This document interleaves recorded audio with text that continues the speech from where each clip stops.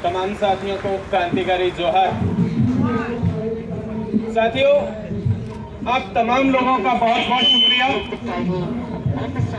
कि आप जंगल से चलकर या दिल्ली की सड़कों पर संसद तक पहुंचे हैं। ये लड़ाई अपने आप में बहुत बड़ी लड़ाई है।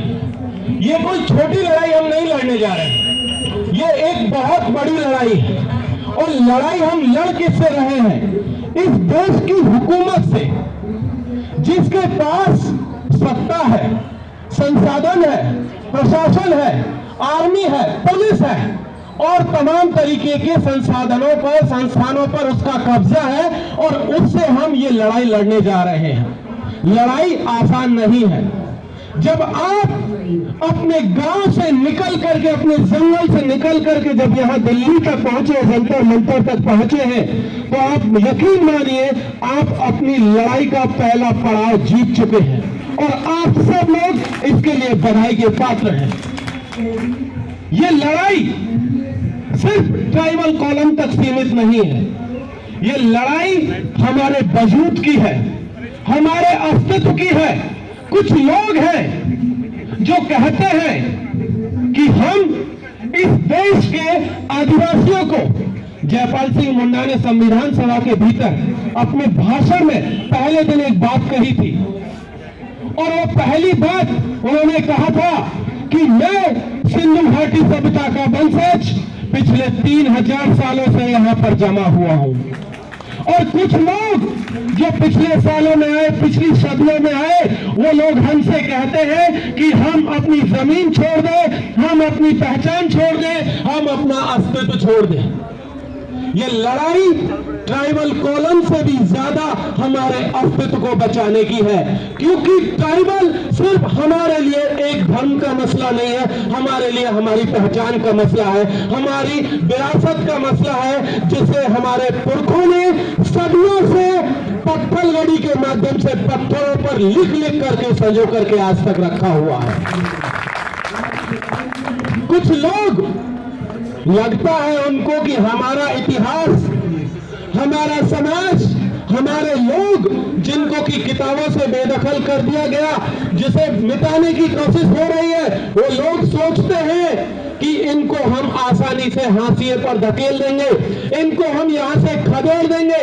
वो शायद भूल जाते हैं कि हम पत्थलगड़ी के लोग, जिनका इतिहास पत्थरों पर दर्ज है, न वो बारिश में गल सकती है, न धूप से जो पिघल सकती है, वो शायद ये बात भूल जाते हैं। हम पत्थलगड़ी से अपने इतिहास की शुरुआत करते हैं। हम शुरुआत करते हैं अपने पुरखों से। और हमारे पुरखों में कौन शामिल है?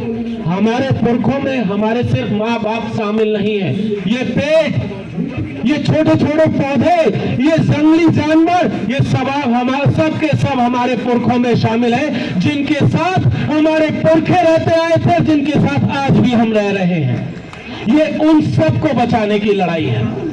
जब संविधान सभा में बहस हो रही थी, जहां से ये ट्राइबल कॉलम को हटाने की बात चलती है, हमारे साथी प्रीवियस स्पीकर ने कहा था, जो झारखंड से हमारी साथी थी, उन्होंने कहा था अंग्रेजी हुकूमत के दौर में ट्राइबल कॉलम था, कहीं पर इंडिजीनियस लिखा जा रहा था, कहीं पर एबोरिजिनल लिखा जा रहा था, लेकिन उस समय पर अंग्रेजी हुकूमत भी हमारी आइडेंटिटी को एक्सेप्ट करती थी। वो स्वीकार करती थी कि हाँ, ये इस देश के असल निवासी है और इनके रिलीजियस कॉलम में इनकी अपनी पहचान दर्ज होनी चाहिए।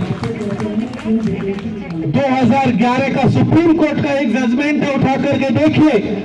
जस्टिस मार्केंडकार्ट जी ने लिखा था कि इस देश के भीतर, इस देश के ये जो 8% आदिवासी हैं, यही ओरिजिनल लोग हैं। बाकी तमाम 92%, 92% जो लोग हैं, वो बाहर से आए हुए लोग हैं, विदेशी लोग हैं। और वो विदेशी आज कहते हैं कि हम आपको आपकी पहचान नहीं देंगे। अरे भाई, आप होते कौन है हमसे हमारी पहचान छीनने वाले? माना कि आपके पास सरकार है, माना आपके पास न्यायालय है, माना आपके पास पुलिस है, आर्मी है, टैंक है, लेकिन साहब आपको बता देते हैं, ये सिर्फ आपके पास पिछले 70 सालों में ही आया है। हम इस देश की बुनियाद में है और पिछले 2000 सालों से चले आ रहे हैं और इसी तरीके से अगले 2000 सालों तक चलते चले जाएंगे। और ये आपके टैंक और ये सारी की सारी पुलिस, आर्मी, प्रशासन सब यही के यही रह जाएगा और हम इसी तरीके से चलते चले जाएंगे। जो लोग इस गुमान में है कि हम आदिवासियों से उसकी पहचान छीन लेंगे, रिलीजन का कॉलम छीन लेंगे, वो एक चीज और करने की कोशिश कर रहे हैं, वो इस कॉलम के बहाने। वो दूसरी चीज क्या है आपकी पहचान? वो है आपकी जमीन, जिस पर कि लगातार हमले कर रहे हैं। वो कोई भी सरकार हो, वो कांग्रेस हो, वो बीजेपी हो या कोई और XYZ सरकार हो, वो लगातार आदिवासी इलाकों में जा रही है और उनकी जमीन को छीनने की कोशिश कर रही है। कभी वो कहती है कि आपके पास पट्टा नहीं है, कभी वो कहती है कि नहीं आपके पास ये डॉक्यूमेंट नहीं है, कभी कोई और डॉक्यूमेंट का बहाना बनाती है और आपको अपनी जमीन से बेदखल करने की कोशिश कर रही है। इसका मतलब है कि वो आपको आपकी जड़ों से बेदखल कर रही है, आपको आपके पुरखों की विरासत से अलग करने की कोशिश कर रही है और ये हम होने नहीं देंगे। वो लोग जो सोचते हैं, एक चीज हम लोगों को समझनी होगी, पिछले 70 सालों में इस देश में विकास के नाम पर आदिवासियों को, लगभग 50% आदिवासी इस देश का है जिसे विकास के नाम पर, कभी खदानों के नाम पर, कभी बांध के नाम पर, कभी कारखानों के नाम पर पिछले 70 सालों में कम से कम 2 दफा अपनी जगह से धकेल दिया गया दूसरी जगह। वो लगातार ये कोशिश कर रहे हैं। वो आपके इलाकों में पुलिस कैंप एस्टेब्लिश कर रहे हैं। हमने देखा सिलगेर में क्या चल रहा है, छत्तीसगढ़ के भीतर देखिए क्या चल रहा है, झारखंड के भीतर देख लीजिए, उड़ीसा के भीतर आप देख लीजिए, पॉस्को के नाम पर किस तरीके से आदिवासियों का दमन हो रहा है। तो ये सारे के सारी लड़ाइयां हमारी पहचान से जुड़ी हुई लड़ाइयां हैं।